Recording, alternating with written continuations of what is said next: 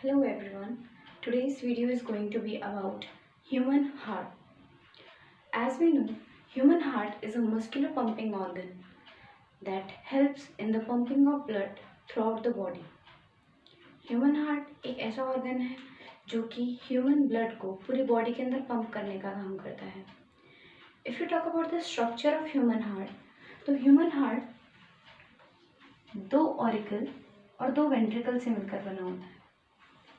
This is the simple structure of human heart, where you can see the heart has two upper chamber that are called atrium and two lower chambers that are called ventricle. And because two different kind of circulation happens in human heart, एक side oxygenated blood का circulation होता है और दूसरी side deoxygenated blood का circulation होता है. इसीलिए ह्यूमन हार्ट एक सेप्टम के थ्रू, ये बीच में जो सेप्टम बना हुआ है, इस सेप्टम के थ्रू लेफ्ट और राइट पार्ट में डिवाइडेड रहता है. तो ये क्योंकि अपर पार्ट्स को हम एट्रियम बोल रहे हैं, so this is right atrium and this is left atrium. Similarly, this is right ventricle and this is left ventricle. Human heart में दोनों एट्रियम और वेंट्रिकल एक दूसरे से एक वॉल्व के थ्रू सेपरेटेड रहते हैं. मतलब कि इनके बीच में एक वॉल होती है और उस वॉल के अंदर वॉल्व्स भी होते हैं. वॉल्व एक ऐसा स्ट्रक्चर है जो कि वन साइडेड ट्रांसपोर्ट को प्रमोट करता है. यानी कि जब एट्रियम में कॉन्ट्रैक्शन होगा और ब्लड वेंट्रिकल में आएगा, तो यहाँ जो वॉल्व है वो वन साइडेड फ्लो को, यानी एट्रियम से वेंट्रिकल के अंदर जो ब्लड का फ्लो है उसे प्रमोट करेगा और बैक फ्लो को अपोज करेगा, यानी कि बैक फ्लो को नहीं होने देगा. अगर हम बात करें तो राइट एट्रियम और राइट वेंट्रिकल के बीच में जो वॉल्व होता है that is called tricuspid valve.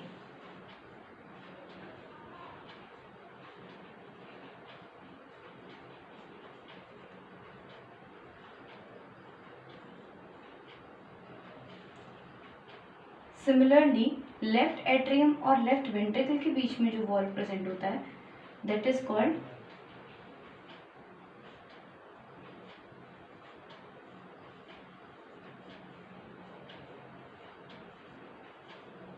bicuspid valve. So tricuspid valve is present between right atrium and right ventricle, whereas bicuspid valve is present between left atrium and left ventricle. अगर हम human heart की बात करें तो यहाँ पर मैंने एक स्ट्रक्चर बनाया जो कि ह्यूमन हार्ट और बॉडी के सर्कुलेशन को रिप्रेजेंट करता है. ह्यूमन हार्ट लंग से पल्मोनरी वेन के थ्रू ब्लड को रिसीव करता है. जब लेफ्ट एट्रियम के अंदर, दिस इज लेफ्ट एट्रियम, सो जब लेफ्ट एट्रियम के अंदर कॉन्ट्रैक्शन होता है, so this blood moves down into the left ventricle और लेफ्ट वेंट्रिकल इस टाइम पे रिलैक्सिंग स्टेट में होता है. हार्ट कभी भी कंप्लीटली कॉन्ट्रैक्ट और कंप्लीटली रिलैक्स नहीं करता है बहुत छोटे मोमेंट के लिए, जिसको हम जॉइंट डायस्टॉल बोलते हैं. जब पूरा हार्ट रिलैक्सिंग स्टेट में होता है 0.1 सेकेंड के लिए, 0.1 सेकेंड के लिए. पर नॉर्मली जब हार्ट का एक चैम्बर कॉन्ट्रैक्शन में होता है, यानी कि ब्लड को आगे फ्लो करवा रहा होता है, उस टाइम पे दूसरा चैम्बर रिलैक्सिंग स्टेट में होता है ताकि वो ब्लड को रिसीव कर सके. So when left atrium goes under contraction, right atrium comes under relaxation and it receives the blood.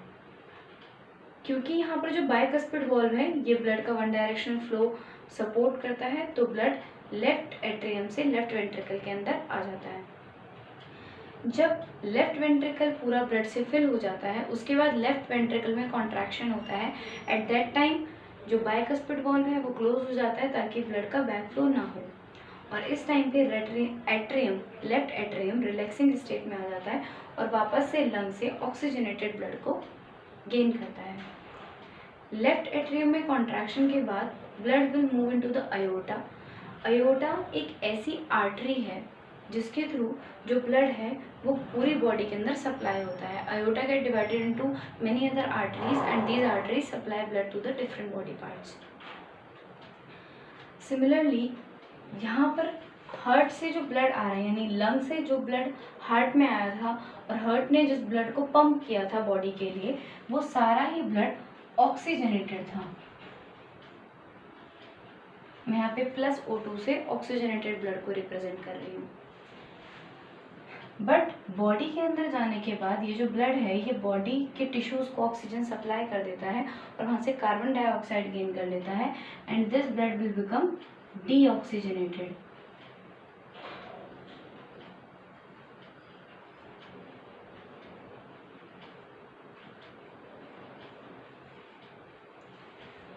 ये प्रोसेस पूरी बॉडी में होता है, इसलिए मैंने अयोर्टा को एक पार्ट अयोर्टा का नीचे भेजा और एक पार्ट मैंने यहाँ पे अपर बॉडी पार्ट्स के लिए भेजा है कि अयोर्टा जो है वो पूरी ही बॉडी को ब्लड सप्लाई करेगी।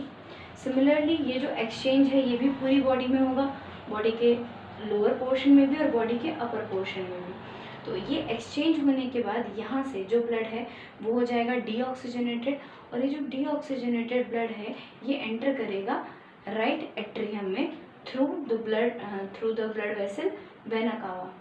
जो वेना कावा नीचे वाली बॉडी का ब्लड लेकर जाएगी that is inferior vena cava और जो वेना कावा ऊपर वाली बॉडी का ब्लड लेकर आएगी डीऑक्सीजनेटेड ब्लड उसको हम बोलेंगे सुपीरियर वेना कावा।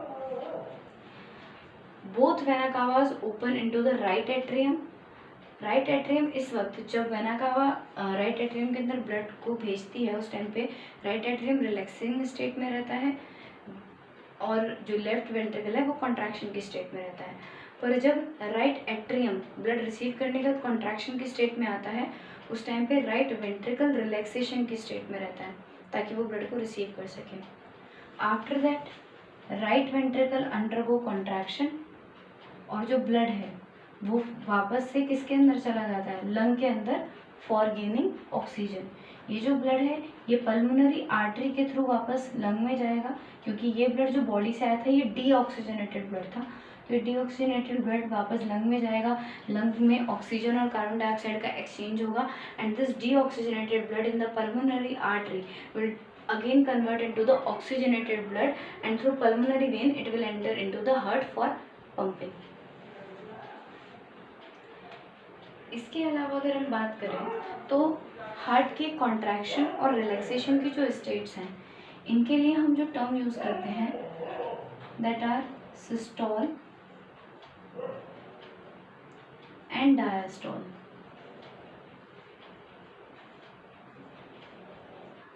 Systole means contraction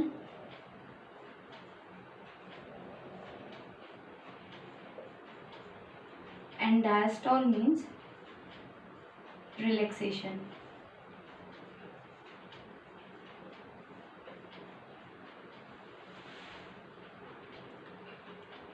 So this is the structure of human heart and this is the process of double circulation. हम इसको डबल सर्कुलेशन इसीलिए भी बोलते हैं बिकॉज अगर हम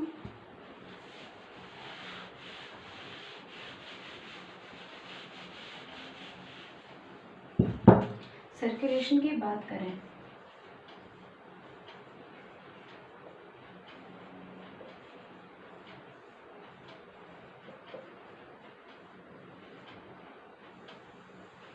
तो ब्लड के अंदर हार्ट के अंदर दो तरह का सर्कुलेशन होता है। One is pulmonary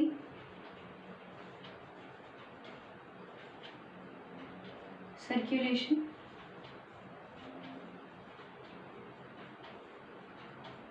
and another is systemic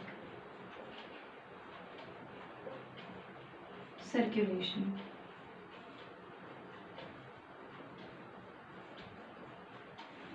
right atrium से डीऑक्सीजनेटेड ब्लड का पल्मोनरी आर्टरी में जाना वहाँ से लंग में जाना, लंग से पल्मोनरी वेन में जाना और वहाँ से लेफ्ट एट्रियम के अंदर एंटर करना।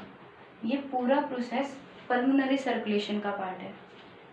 वहीं लेफ्ट वेंट्रिकल से ऑक्सीजनेटेड ब्लड का, यहाँ पे मैं मेंशन करना चाहती हूँ कि राइट एट्रियम से डीऑक्सीजनेटेड ब्लड पल्मोनरी आर्टरी के थ्रू लंग में जाता है और यहाँ से ये ऑक्सीजनेटेड ब्लड बनकर लेफ्ट एट्रियम में एंटर करता है। वहीं लेफ्ट एट्रियम का ऑक्सीजनेटेड ब्लड अयोर्टा के थ्रू डिफरेंट बॉडी पार्ट्स तक जाता है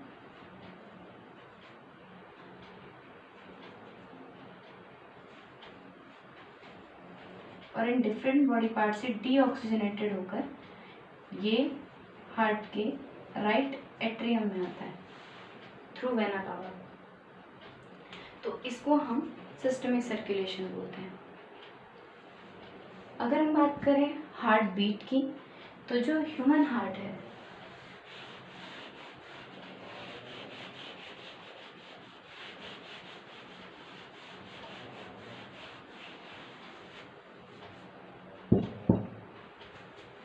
ह्यूमन हार्ट 1 मिनट में एवरेज 72 टाइम्स बीट करता है, यानी कि एक कॉन्ट्रैक्शन और एक रिलैक्सेशन, एक सिस्टोल और एक डायस्टोल मिलकर एक हार्ट बीट बनाता है। तो ऐसी 72 हार्ट बीट्स हार्ट 1 मिनट में करता है। और अगर मैं एक हार्ट बीट का टाइम देखूं तो उसका टाइम अप्रॉक्सीमेट 0.8 सेकेंड्स होता है।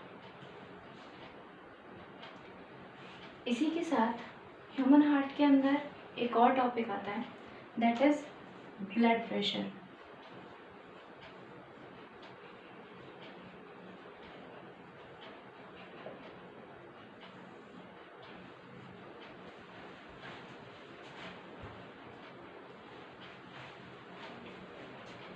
ब्लड प्रेशर में हम देखते हैं कि जनरली ह्यूमन का जो एवरेज ब्लड प्रेशर होता है वो 120 और 80 mmHg होता है।